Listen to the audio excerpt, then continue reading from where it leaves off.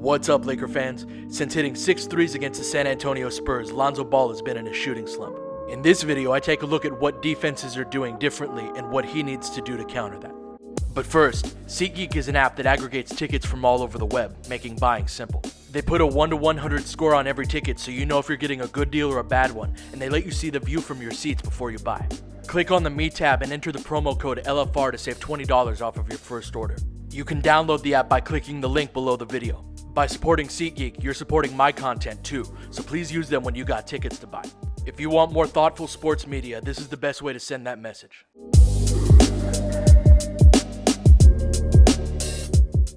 Up through the San Antonio game, defenses most commonly defended Lonzo on ball screens by going under the screen with the guard. This allowed for a good number of open looks that he was often knocking down.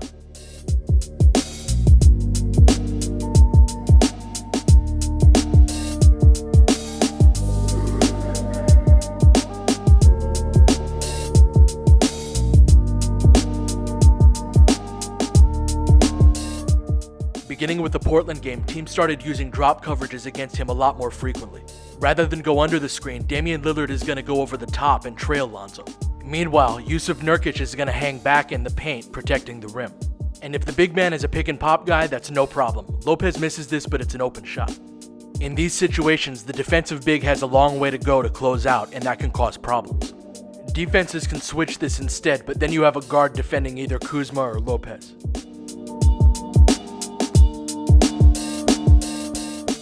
But when Lonzo's pick and roll partner isn't a pick and pop guy, it exposes weaknesses in his game. Lillard fights over this screen while Julius Randle rolls. We're going to get into Lonzo's difficulty finishing in a moment, but I want to direct your attention to the top of the key. That's where the open shot is. That's not to say that Randle should be picking and popping, but it's to say that Lonzo and Randle are a bad pick and roll combination against drop coverages. The same is true of Zubac for the same reason.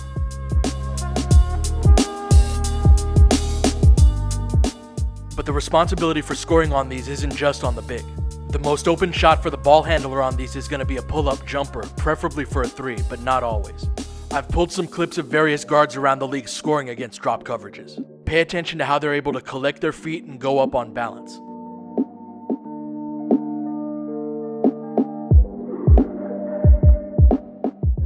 By contrast, Lonzo is almost always falling forward in these situations.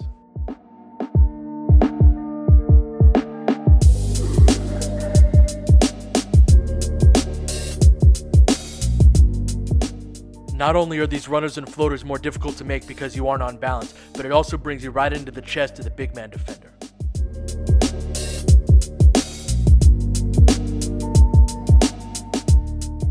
Ideally, you want your guard to start his pull-up motion here to take the 3.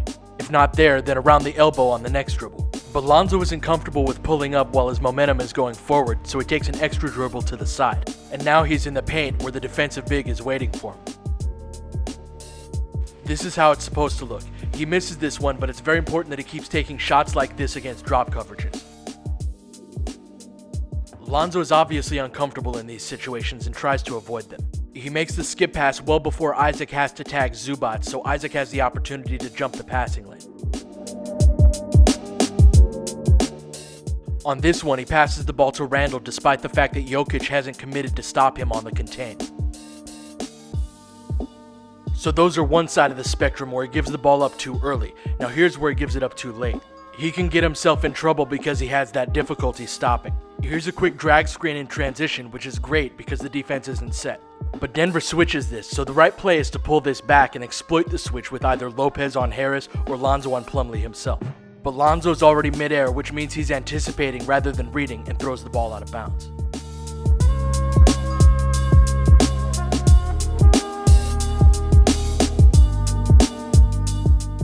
Now teams are still going under screens occasionally on Lonzo, but now it's a lot more mixed in with those drop coverages.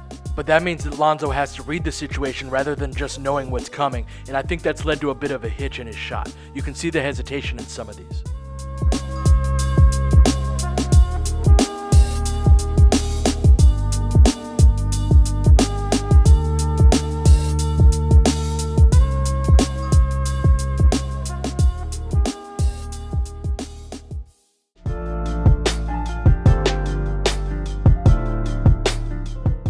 But most of Lonzo's three-point attempts come when he's off of the ball, and prior to the San Antonio game, teams were closing out short on him.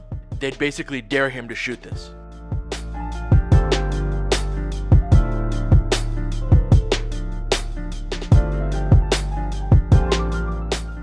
He had a lot of success against those short closeouts, and teams have adjusted. They now treat him as a shooter.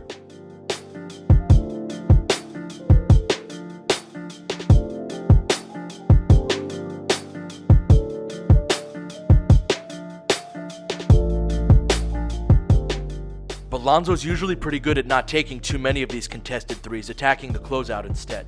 And if the defense allows him to be a passer on these, he can be very effective.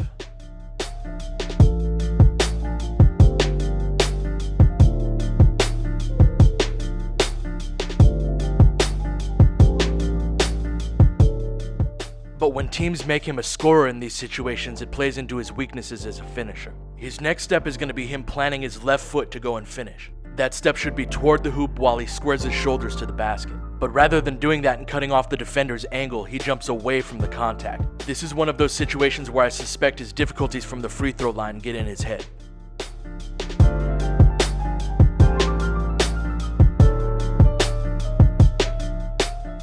He also has a bad habit of jumping from way too far out. I don't think he's comfortable with jumping off of his right foot, and that leads to this. Watch how he shoots this as he's already on his way down.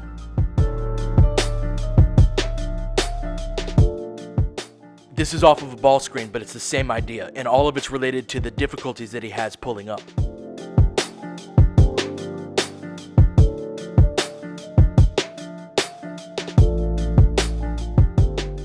And again, he's aware of this weakness, so tries to avoid it, which can lead to overpassing. No one's committed to him at this point, but he still tries to give it up to Randall in traffic.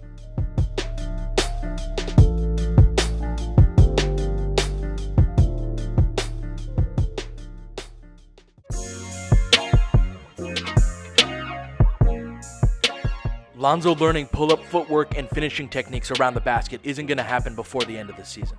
But in the meantime, they should involve him in more side pick and roll and Spain action. Lopez sets the ball screen, and then KCP sets a brush screen on Lopez's man. Then Lopez rolls to the basket as KCP pops up top. Both Spain and side pick and rolls clear out the weak side help. While there's certainly ways to stop these plays, Lonzo will rarely be put in the position where he needs to be the guy that takes the shot. The temporary goal should be to reduce how many times Lonzo has to shoot against drop coverages.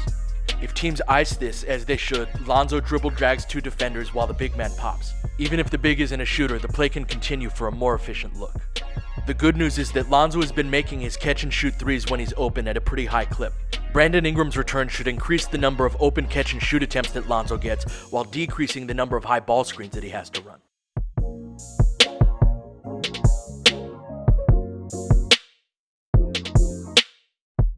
Teams have figured out that Lonzo's biggest weaknesses are pulling up and finishing around the basket, and they're trying to put him in those situations as often as possible.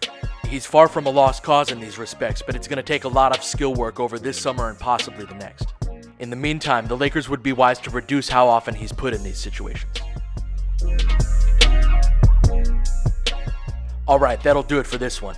My goal is to create consistent and thoughtful content that helps you enjoy the Lakers on a deeper level. I'm very much dependent upon Laker fans to continue this work, so if you believe in what I do, please click either the Venmo or Patreon links below. Thank you for all of your support. I'll catch you guys next time.